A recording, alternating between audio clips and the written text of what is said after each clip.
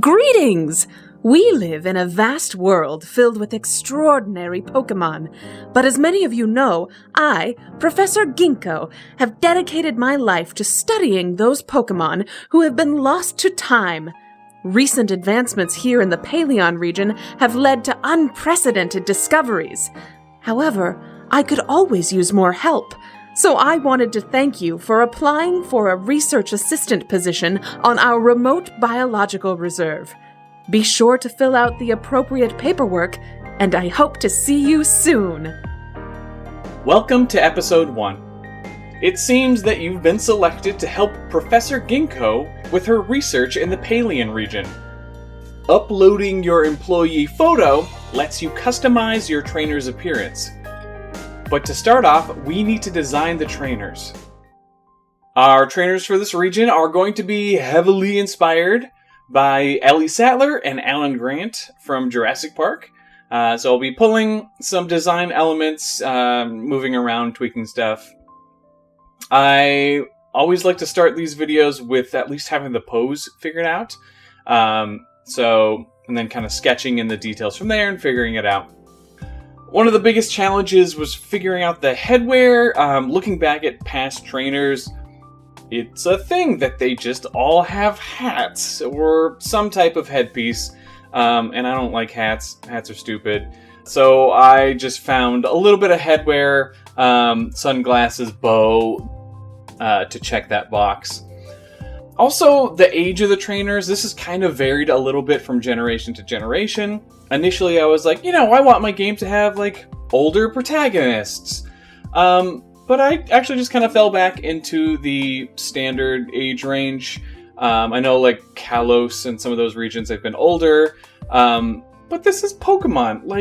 Even if they're a kid, they could still, get a parent to sign a permission form to go off on their own to some strange new region. So they're gonna not look out of place with the other ones.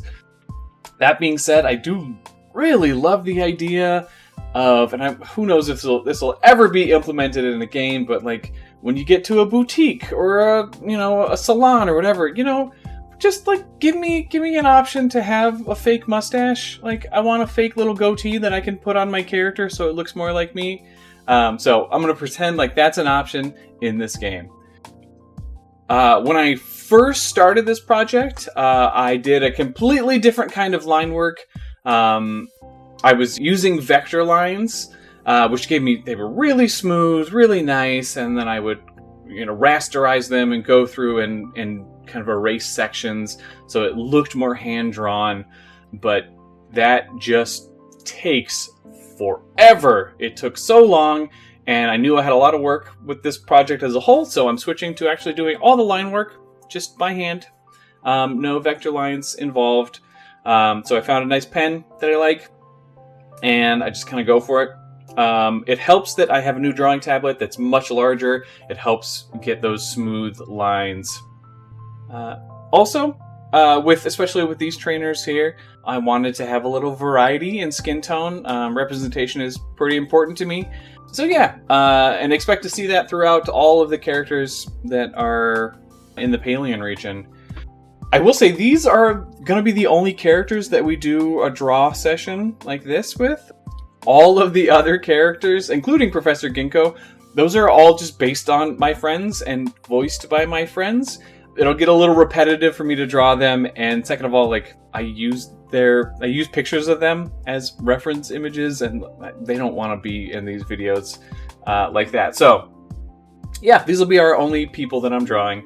I think the last thing to touch on is, I really wanted to get away from the blue-red or blue-pink color palette between the boys and the girls that is pretty consistent across all the generations, and I wanted to flip that up, but it just didn't work. I ended up falling back on it, mainly because Alan Grant and Ellie Sattler just happened to be in blue and pink already. I tried swapping it, but it just didn't look right, so I am reluctantly continuing that trend. Alright, anyway, here they are. This is Ellie and Grant. For the sake of this video series, we'll say that you're going with Ellie. And don't worry, Grant will be joining you on your adventure. Hi, I'm Grant. You must be the other research assistant that was selected. This is so exciting. So few people have even seen this nature preserve. I can't wait to learn all the secrets that Professor Ginkgo has discovered.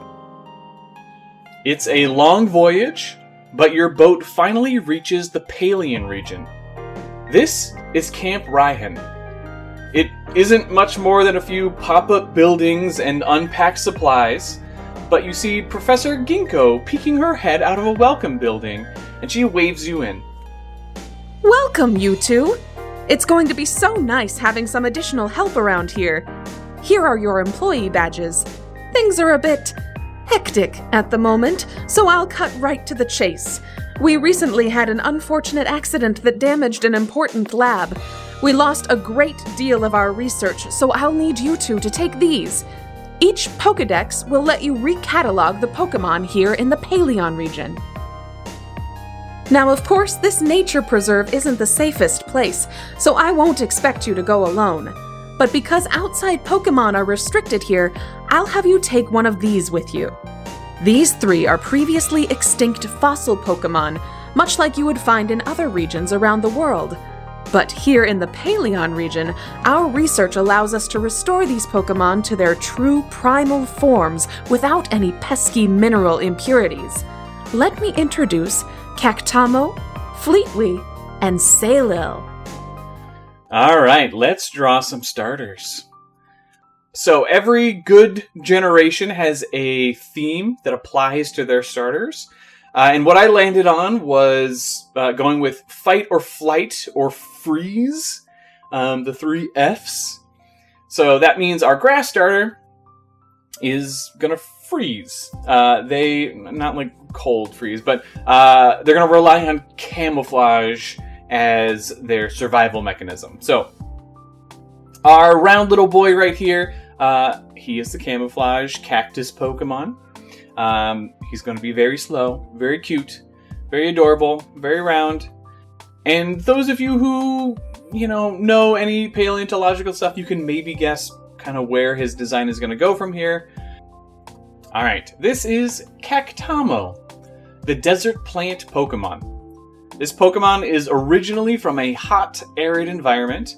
Cactamo are incredibly playful and affectionate towards people. They enjoy basking in the sun and cuddling, and luckily their thorns are still quite dull. When Cactamo are startled, they freeze in place in hopes that they are mistaken for a plant.